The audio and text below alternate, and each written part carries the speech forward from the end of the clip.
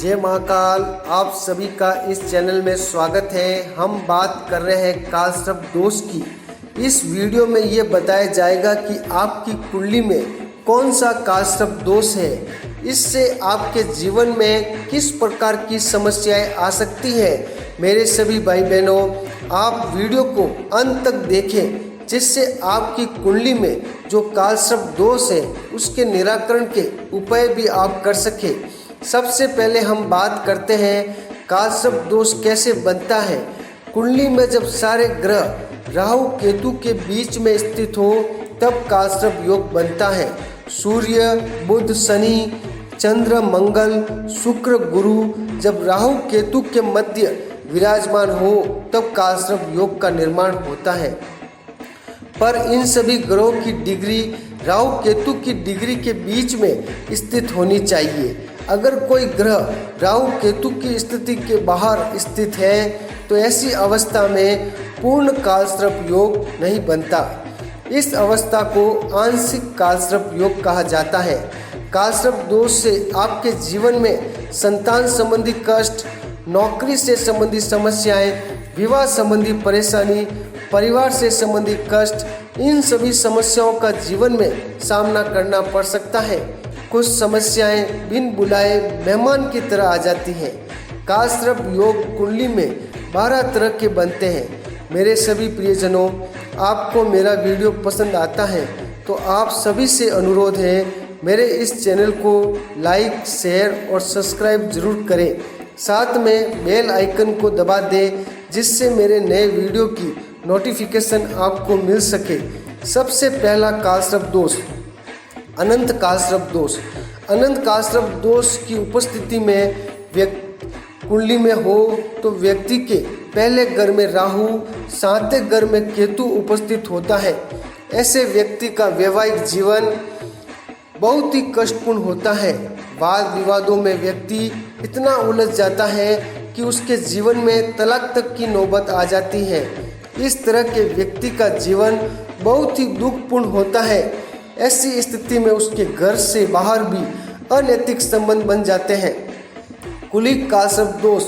कुलिक कालसर्प दोष व्यक्ति की कुंडली में उपस्थित हो तो उसके दूसरे घर में राहु, 8वें घर में केतु उपस्थित होता है और बाकी ग्रह इन दोनों ग्रहों के बीच में स्थित होते हैं। इसी को कुलिक कालसर्प दोष कहते हैं। ऐसा व्यक्ति गलत आदतों को अपना लेता है, जैसे सिगरेट, तंबाकू, शराब सेवन की आदतें उसे गलत मार्ग पर ले जाती हैं।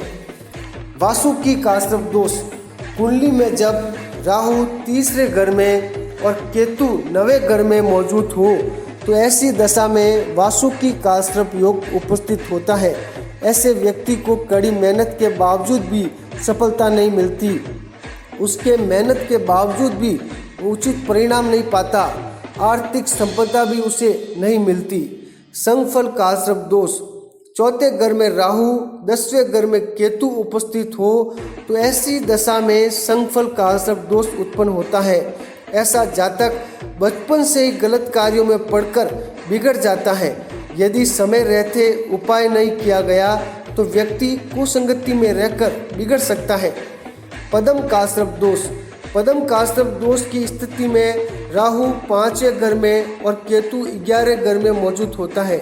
पद्म कालसर्प दोष की स्थिति में व्यक्ति की शिक्षा प्रभावित होती है और ये स्थिति बहुत खराब हो सकती है, क्योंकि शिक्षा ही जीवन का सबसे महत्वपूर्ण अंग है। अगर शिक्षा में ही व्यवधान उत्पन्न हो गया तो व्यक्ति का संपूर्ण जीवन प्रभावित हो जाएगा और इस प्रकार उसे रोजगार संबंधी क्षेत्र में भी कष्ट उठाना पड़ सकता है। महापद्म कालसर्प दोष। जब राहु 6ठे घर में और केतु 12वें घर में मौजूद हो तो ऐसी स्थिति में महापद्म कालसर्प दोष उत्पन्न होता है। नौकरी, बीमारी, संतान संबंधी समस्याएं महापद्म कालसर्प दोष से उत्पन्न होती हैं। इस दोष के दौरान व्यक्ति को जेल जाने तक की स्थिति उत्पन्न हो सकती है। ऐसे व्यक्ति की नौकरी में भी अस्थिरता उत्पन्न होती है। तशक कालसर्प दोष। कुंडली में 7वें घर में राहु, पहले घर में केतु हो और बाकी ग्रह इन दोनों के मध्य में स्थित हो तो तशक काश्रप दोष उत्पन्न होता है। इस स्थिति में व्यक्ति को वैवाहिक जीवन से संबंधित परेशानी उत्पन्न होती है। विवाह विलंब से होता है और विवाह होने के बाद भी पति पत्नी के संबंधों में मधुरता नहीं रहती। कर्कोटक काश्रप दोष। कर्कोटक काश्रप दोष के दौरान राहु 8वें घर में और केतु दूसरे घर में मौजूद होता है। कर्कोटक काश्रप दोष के दौरान व्यक्ति की वाणी पर सबसे बुरा प्रभाव पड़ता है। वह हमेशा कटु वचनों का प्रयोग करता है। ऐसे में उसके संबंध सभी से खराब हो जाते हैं। इसके अलावा उसे खाने पीने की आदतें भी दुष्प्रभावित होती हैं। संकानन काश्रप दोष। जब राहु 9वें घर में और केतु तीसरे घर में मौजूद हो तो संकानन काश्रप दोष मौजूद होता है और बाकी ग्रह इनके मध्य में स्थित होते हैं। संकानन काश्रप दोष में व्यक्ति की किस्मत या उसका भाग्य उसे उचित परिणाम नहीं देता। ऐसे में व्यक्ति को बहुत संघर्ष करना पड़ता है और स्थिति इतनी खराब हो जाती है कि व्यक्ति के बने बनाए कार्य में भी व्यवधान उत्पन्न होता है। घटक काश्रप दोष। घटक काश्रप दोष के दौरान जब राहु 10वें घर में और केतु तीसरे घर में मौजूद हो, ऐसी स्थिति में घटक काश्रप दोष उत्पन्न होता है और ये दोष व्यक्ति के नौकरी और उसके जीवन पर बुरा प्रभाव डालते हैं। व्यक्ति के प्रमोशन के मार्ग रुक जाते हैं और सीनियर अधिकारी से संबंध भी मधुर नहीं बनते। नौकरी से संबंधित परेशानी में व्यक्ति को अपना रोजगार भी बदलना पड़ता है, जिसकी वजह से उसे माता पिता से भी दूर जाना पड़ सकता है। विस्तर काश्रप दोष। राहु जब 11वें स्थान पर हो, केतु 4थे स्थान पर हो और सभी ग्रह इनके बीच में स्थित हो, तभी ये विस्तर काश्रप योग उत्पन्न होता है। इससे प्रभावित जातक को आंख हृदय से संबंधित परेशानी का सामना करना पड़ सकता है।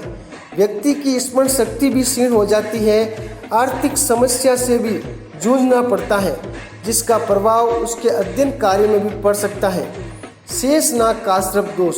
शेषनाग काश्रप दोष से राहु 12वें स्थान में और केतु 5वें स्थान पर हो तो शेषनाग काश्रप दोष उत्पन्न होता है।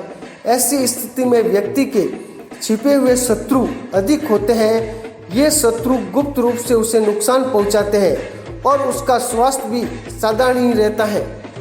भाई बहन काश्रप दोष से पीड़ित हैं, वो इन उपायों को करके काश्रप दोष को दूर कर सकते हैं। काश्रप वाले जातक को अपने दाहिने हाथ में मोर पंख को सफ़ेद कपड़े से बांधना चाहिए। राहु की दशा में व्यक्ति को लाल ऊन का धागा अपने गले में धारण करना चाहिए। घर में कुछ हिस्सा कच्चा छोड़ देना चाहिए और वहाँ पर मनी प्लांट का पौधा लगा देना चाहिए। आप इन उपायों को करके अपने कुंडली में बन रहे काश्रप दोष को दूर कर सकते हैं। भगवान भोलेनाथ आपको प्रत्येक क्षेत्र में उन्नति प्रदान करें। इसी मंगल कामना के साथ नमस्कार। जय महाकाल।